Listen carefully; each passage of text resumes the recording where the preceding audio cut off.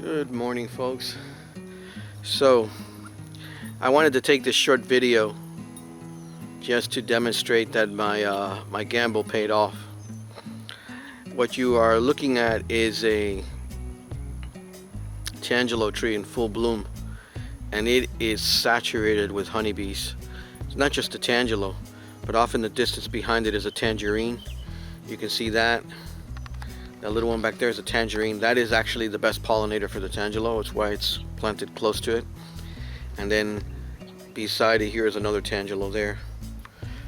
So you may recall from some prior videos that I had attempted to I've been trying for a couple years to bring honeybees into the garden, and I have managed to do it this year after the second attempt, and the colony got established. It's doing well.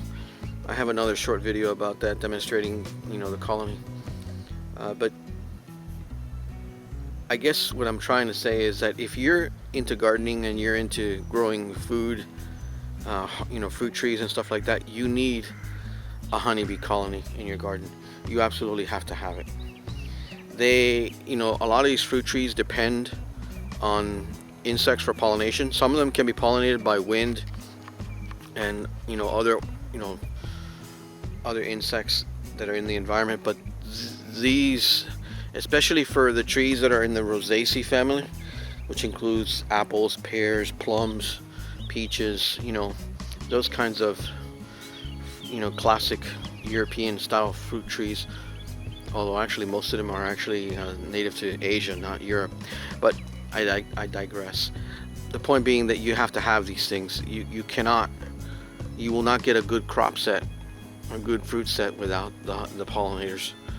So if you have the means and you are so inclined, I would recommend not hesitating in getting a bee colony. There are some challenges with the bee colony. I won't lie to you. Mowing the lawn around them can be a problem sometimes because they don't like the smell of carbon monoxide coming out of the exhaust, and they can get irritable, especially when food supply is short and they don't have much to do. But if they're feeding, collecting pollen and nectar and busy doing those things, they'll pretty much leave you alone. But it's worth, to me, it's a worthwhile investment to have these bees in the garden.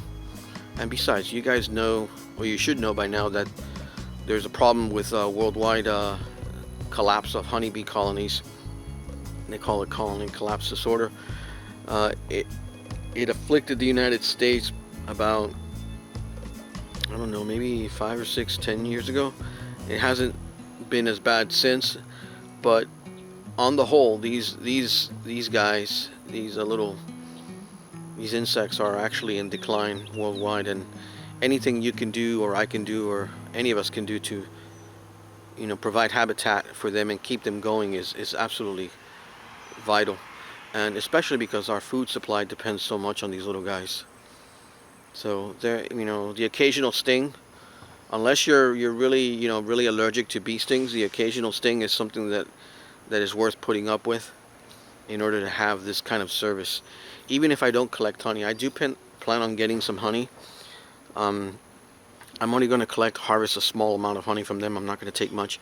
But if I see that my efforts at harvesting honey presents a problem for them, I will stop it. My primary concern is the welfare of the bees, because I need them primarily for pollination, and I am willing to forego the honey harvest if I can keep the bees healthy and alive, and pollinating the fruit trees in my garden, which is really my primary concern here. I should say that it's been instrumental, very helpful to me, to join a beekeeping club, local beekeepers club. And if you have one in your area, join one first before you establish a colony, and try and get as much information, ask as many questions as you can. Remember, there's no such thing as a dumb question, only a dumb answer. If the answer seems simplistic, but it actually helped you understand a concept, or it helped you help clarify a point of confusion, then it's not a dumb question. It was a necessary question. The answer may seem simplistic and elementary, but that's nothing to be ashamed of. You won't learn about these animals or anything else in life really unless you ask the questions. And you can't be ashamed or you can't be afraid to ask the questions. You have to be willing to ask the questions and ignore whatever sneers or jeers you might get from others. And if you get them, most likely you won't. But if you do, just ignore it. It's completely meaningless. And what's important is that you get the information you need to be able to keep your colony healthy and safe. Anyway, they're in the citrus area here, so I'm going to see if I can zoom in on the tangerine. There are a few in the tangerine, not many, but what I have noticed is that the bees, the aroma is what attracts them, and it has to be an abundant food source. I mean, a few blooms are not going to bring them over, but once the tree explodes in blooms and all the flowers open up at the same time, they go bonkers. They come over like crazy, and they just absolutely have to have it. Oh, by the way, here's a giant swallowtail. These butterflies are the bane of my existence. They're beautiful, but good grief, they drop eggs that are their larvae are voracious feeders of citrus trees. Hold on, I'm holding a cup of coffee, which is why I'm having problems manipulating this. But you can see the swallowtail. There it is, right there. I don't know what to say about them. I have sort of a love-hate relationship with swallowtail butterflies. I love them because they're beautiful, but I hate their larvae because they're voracious feeders, and they will, once the tree is mature and big, it's not a big problem. But if your tree's starting out, then they can set you back a couple years in growth. So let me go move over to the apple section here. This right here is it was sold to me as a tropic sweet, although I doubt very much it is. It seems to me like it's a crab apple. It makes a small apple, not a very big apple. But as you can see, there's not a lot of bees around it, but there were some bees earlier. I harvested one piece of fruit from this tree earlier this year and left it on the kitchen counter for maybe a week. And last night I was feeling kind of hungry. There's a bee floating around there, floating on the left side of the tree there. You might see it. So I cut open the little piece of fruit. It's 2 inches in diameter. It's not very big. And actually, surprisingly, it wasn't bitter at all. It was good. It's actually very sweet, very tasty. So don't believe the nonsense that you can't eat crab apples. You can. Some of them are definitely edible. But this is a crab apple tree, and then you can see in the garden, there's the honey. There are the honey colonies. Excuse me while I manipulate this because I have the other hand's got coffee in it, so I'm having a hard time with it. But you can see off in the distance, those are hold on. Those are apples. That is well, it's supposed to be anyway. There it is right there. That is gosh, I forgot the name. It's an apple cultivar that is common to New York. It was invented at the agricultural station in New York State. I forgot the name of it now, but you can see it's blooming. And then the next to it is a Granny Smith. That's also blooming, but they don't put out much aroma. And I'm guessing that's why there's another one blooming there, another crab apple. You can see it there off in the distance there. They're also blooming. They don't put much aroma, and I'm guessing that's probably why the bees are not attracted to it. We'll just have to wait and see. But I'm giving them a chance because I think that as these apple trees mature and as they get well established, they will start to produce more flowers, and they will start to produce nectar and maybe an aroma. Because I was told, and I've heard many times from people who grow apples for a living, that apples have a strong aroma. The apple blooms have a strong aroma.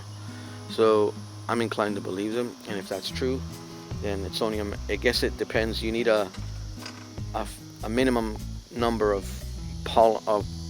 blooms that are open at the same time in order to bring the little critters over. So that's probably what's happening here.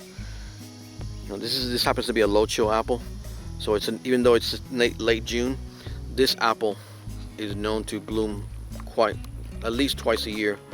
Early spring in January, spring in Florida anyway. Late January, and again in June, July, it'll bloom again. Normally in the past I've ripped off the blooms in July, but I said not this time, because I need them. I need the pollen from this blooms in order to pollinate the other cultivars of apple that don't wake up until much later in the season, because they're late. They're in like I think what do they call it? Blooming group 5 or something like that. They're one of those groups. Apples are categorized into groups depending on when they open their blooms.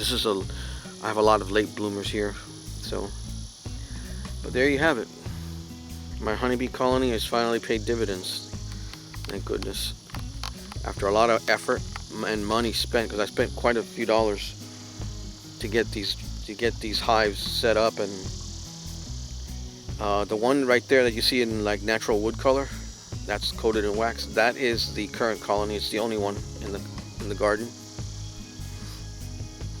Beside it is another box. It's a white box. That's the one I started with last year that is currently not occupied, but I will get another colony for that one, either later this year or early next year.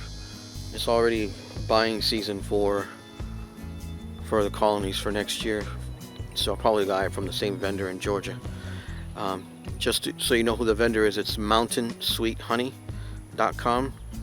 They're in northern Georgia on the Tennessee border, and I got it from them. I was thinking about, if you have the ability to get the bees locally, you're probably better off. I tried to get a nuke from my local bee club, but they didn't have one available. The problem with buying a package of bees that it's a little more difficult to install, and quite honestly, it's the bees. It's pretty traumatic for the bees to go through that transit, so they may not survive the transit. You may get a package of dead bees, completely dead. And the package that I received, I lost half of them. I have videos and pictures of that. I'll probably post it on the channel very soon.